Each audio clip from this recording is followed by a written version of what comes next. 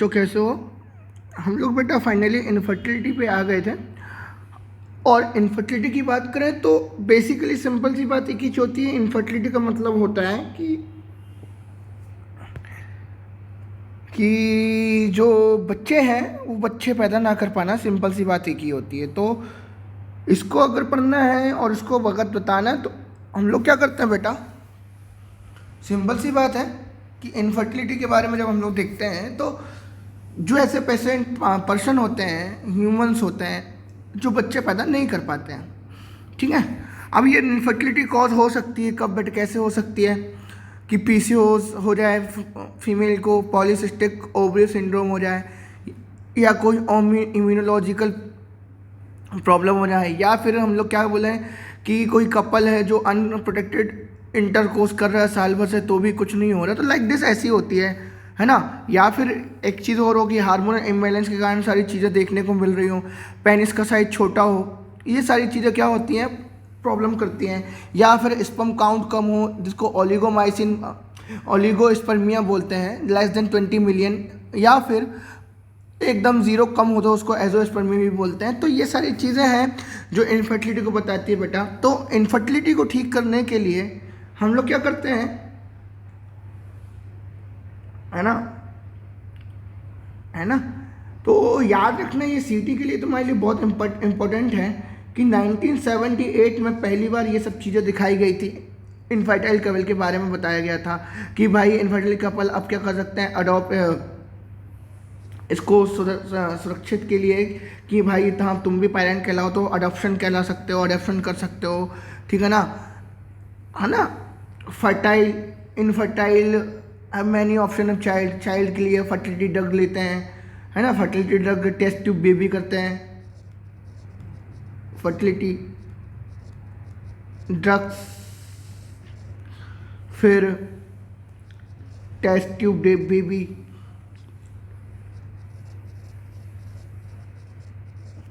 Baby, है ना। Artificial इंजेमिनेशन,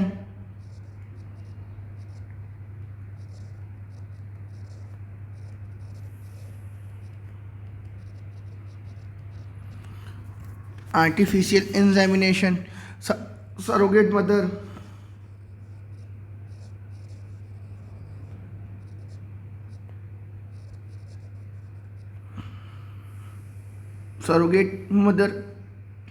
ठीक है,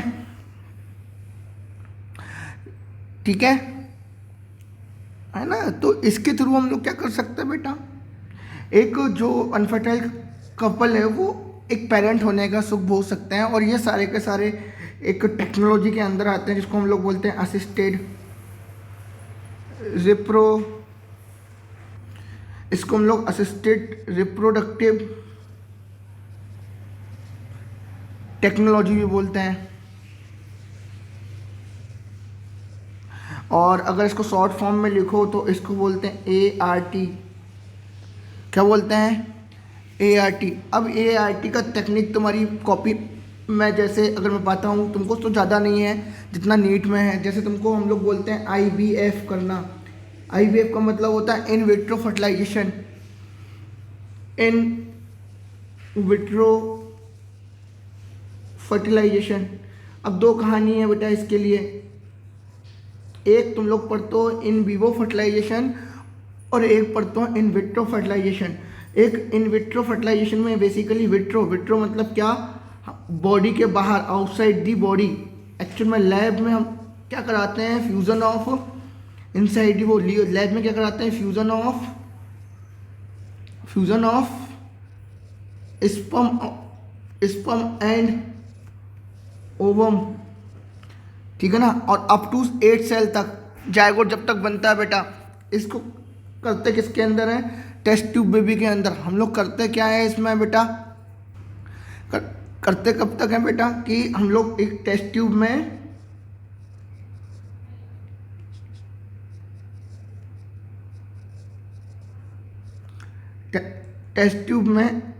है ना, स्पर्म और ओवम का जो कि डोनर लोग रहते हैं उनसे लेते हैं और फर्टिलाइजेशन करा के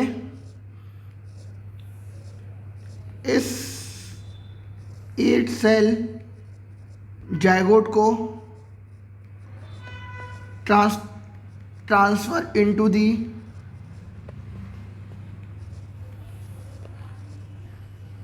फेलोपियन ट्यूब। फेलोपियन ट्यूब में हम लोग क्या करते हैं, एट सेल स्ट्रक्चर तक डाल देते हैं, 8 सेल के ऊपर नहीं डालते हैं, ध्यान रखना, ठीक है ना। इसमें क्या होता है कि मदर के ओवरी तक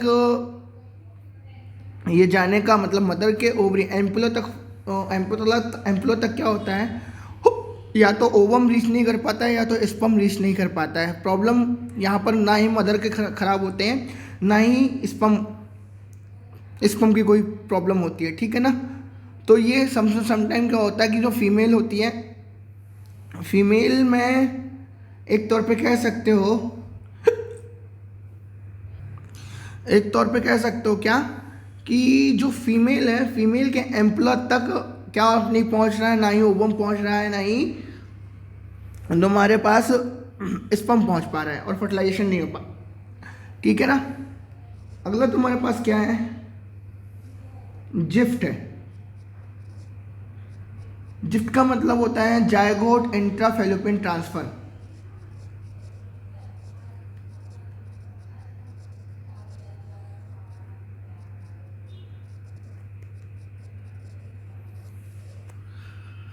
जायगोट इंट्रा फेलोपियन ट्रांसफर। अगर इसकी हम लोग बात करें तो होता क्या है, होता यह है कि इनफर्टिलिटी ट्रीटमेंट किया जाता है। किसका, प्रॉब्लम यह है कि इसमें ब्लॉकेज ऑफ फेलोपियन ट्यूब हो जाता है, ब्लॉकेज ऑफ फेलोपियन ट्यूब, जो क्या कर देता है बेटा, प्रिवेंट दी फर्टिलाइजेशन होने देता। तो इसमें हम लोग करते क्या है कि, है ना, मैंने जैसे भी बताया आईवीएफ में करते हैं। तो पहला उसका एग्जांपल जिफ्ट हो गया, जायगोट इंटरफेलोपियन ट्रांसफर। तो ब्लॉकेज ऑफ फेलोपियन ट्यूब, अगर ब्लॉकेज ऑफ फेलोपियन ट्यूब है बेटा तो प्रॉब्लम क्या हो जाएगी, फेलोपियन ट्यूब है तो प्रिवेंट दी फर्टिलाइजेशन। क्या करेंगे हम लोग, प्रिवेंट दी फर्टिलाइजेशन। जब प्रिवेंट दी फर्टिलाइजेशन करेंगे तो फेलोपियन प्रिवेंट दी फर्टिलाइजेशन हो जाएगा। तो हम लोग क्या करेंगे, फीमेल से हम लोग क्या ले लेंगे बेटा, ओव्यूल ले लेंगे, और मेल से हम लोग क्या कर लेंगे बेटा, स्पर्म ले लेंगे, है ना। मेल से हम लोग, फीमेल से ओव्यूल और मेल से स्पर्म, और इन दोनों को हम लोग क्या करेंगे, इन विट्रो फर्टिलाइजेशन कराएंगे, इन विट्रो फर्टिलाइजेशन। क्योंकि इनका क्या है, फेलोपियन ट्यूब खराब है ना बेटा, है ना। तो हम लोग जायगोट को प्रिपेयर करेंगे, जायगोट जो कि प्रिपेयर होगा 8 सेल तक। नाउ इसको हम लोग क्या कर देंगे, ट्रांसफर कर देंगे इनटू दी, कहाँ पर, transfer into the fallopian tube for further development के लिए। बात आई समझ में बेटा। अब इसका एक और एग्जांपल हमारे पास क्या है, जिफ्ट है, जिसको गिफ्ट भी बोल सकते हैं, और गिफ्ट का हम लोग बोलते हैं गैमीट इंट्रा फेलोपियन ट्रांसफर। अब हमको क्या समझ में आ रहा है, इसमें क्या समझ में आ रहा है, गैमीट का क्या करेंगे बेटा, ट्रांसफर करेंगे, है ना, क्या करेंगे, ट्रांसफर, ठीक है। इसमें भी क्या है बेटा, इसकी भी कहानी यही है कि जो फेलोपियन ट्यूब है, फेलोपियन ट्यूब है वो ब्लॉक होती है। फेलोपियन ट्यूब क्या होती है बेटा, ब्लॉक होती है। जब फेलोपियन ट्यूब ब्लॉक हो रही है और not properly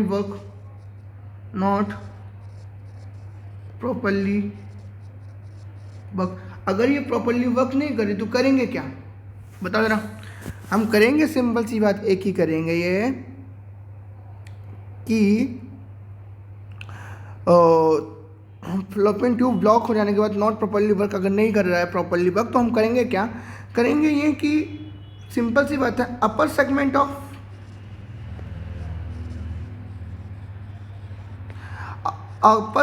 of fallopian tube of patient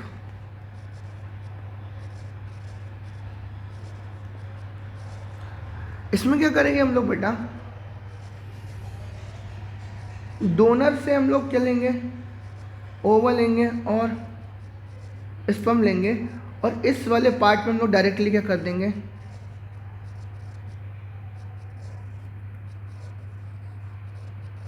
transfer, directly transfer. बात आई समझ में बेटा। और ये ट्रांसफर होने के बाद क्या बनाएगा बेटा, ये ब्लास्टोसिस्ट बनाएगा, और थ्रू दी नॉर्मल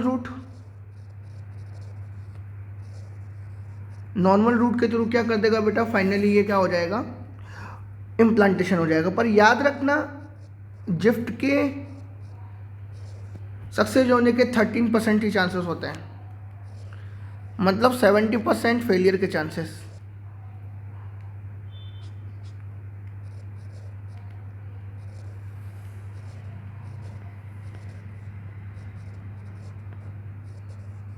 ठीक है। इसके बाद अब क्या हो रहा है, देखो इंटर कहानी यही है कि अब स्पर्म ही फर्टिलाइज, मेल प्रॉब्लम आने लगेगी। जब मेल प्रॉब्लम आने लगी तो हम लोग करेंगे ICSI, intra cytoplasmic sperm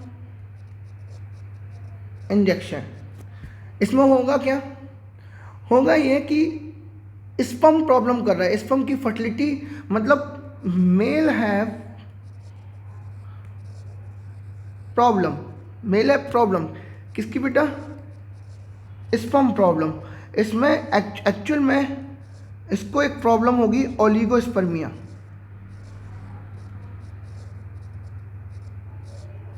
less than 20 million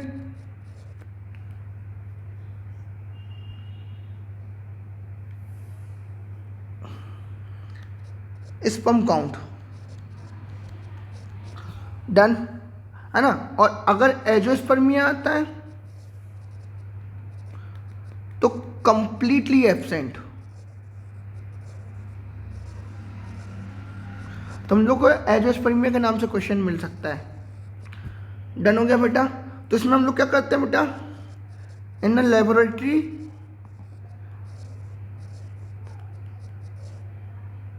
directly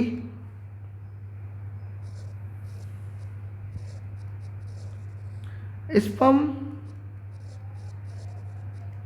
insemination inside ovum through injection,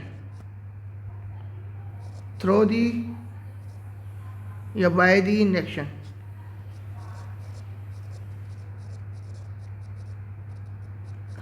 है ना। एक और क्या है बेटा, artificial इंजेमिनेशन।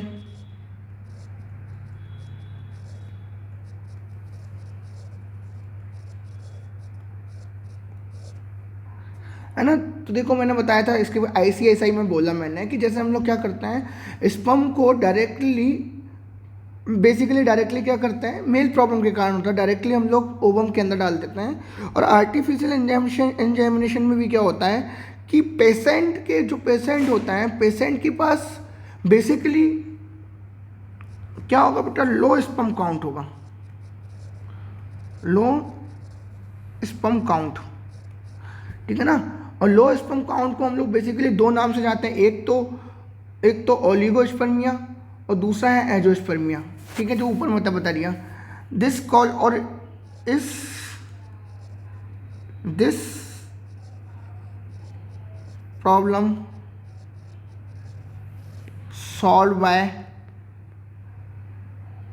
Problem can be solved by artificial insemination, जिसमें हम लोग करते क्या है बेटा, स्पर्म कलेक्ट करते हैं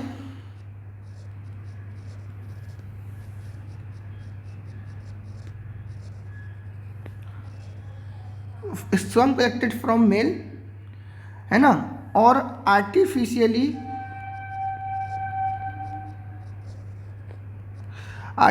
हम लोग क्या करेंगे बेटा, इंट्रोड्यूस्ड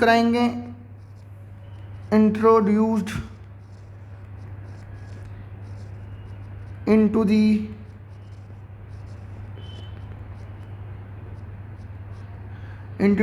दी सर्विक्स ऑफ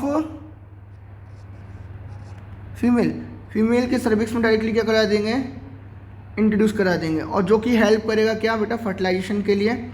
और याद रखना अभी तक हमने पढ़ा सारे इनविट्रो था ICSI तक, और AI जो होता है this is AI artificial insemination, ध्यान रखना ये एक्चुअल में होता है इन विवो, बॉडी के अंदर ही चलता है, ये बॉडी के बाहर नहीं होता।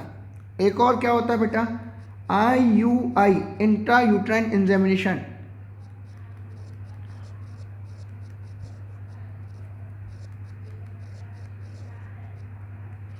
इसमें होता क्या है, इसमें होता क्या है बेटा, देखो सेम होता है, सेम एज आर्टिफिशियल इंसेमिनेशन के जैसे सेम होता है। और आर्टिफिशियल इंसेमिनेशन में हम लोग क्या करते हैं, सर्विक्स जो होता है तो इससे इसकी जगह पर, सर्विक्स की जगह पर इंट्रोड्यूस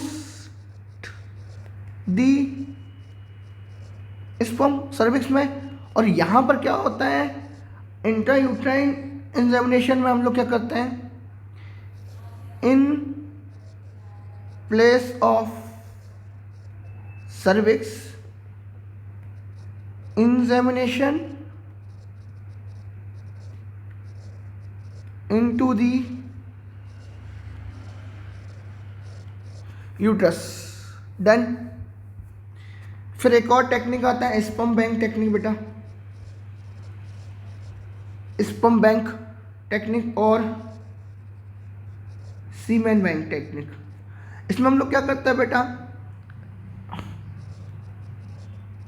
स्पर्म स्टोर करते हैं, जैसे पैसा हम लोग बैंक में जमा करते हैं ना, ऐसे हम लोग क्या बोलते हैं, healthy sperm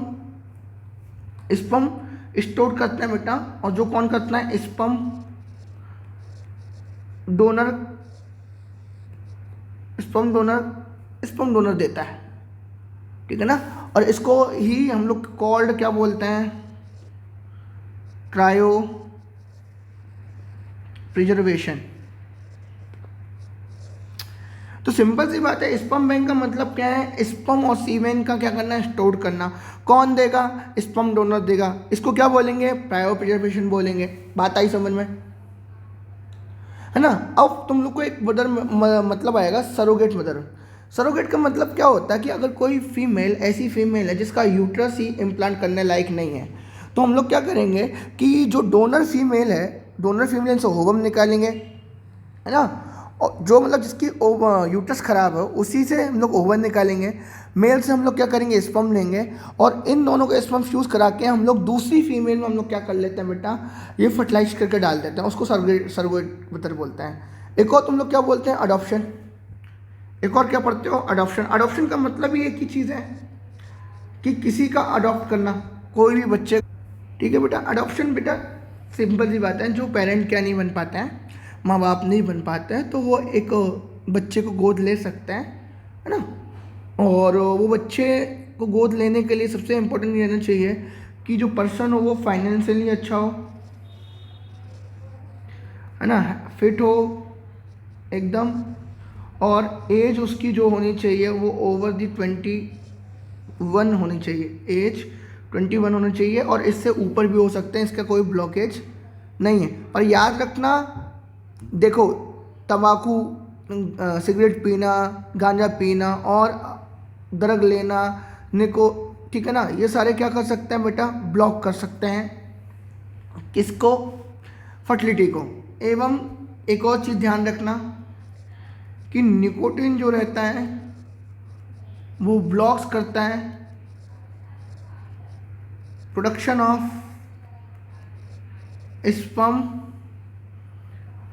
sperm, decrease the size of testicles, है ना। Alcohol,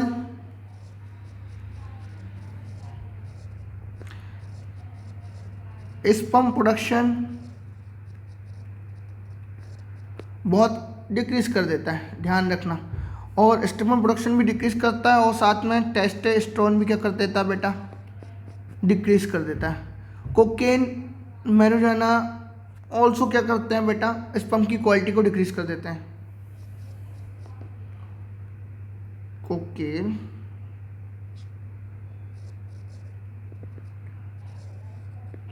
marijuana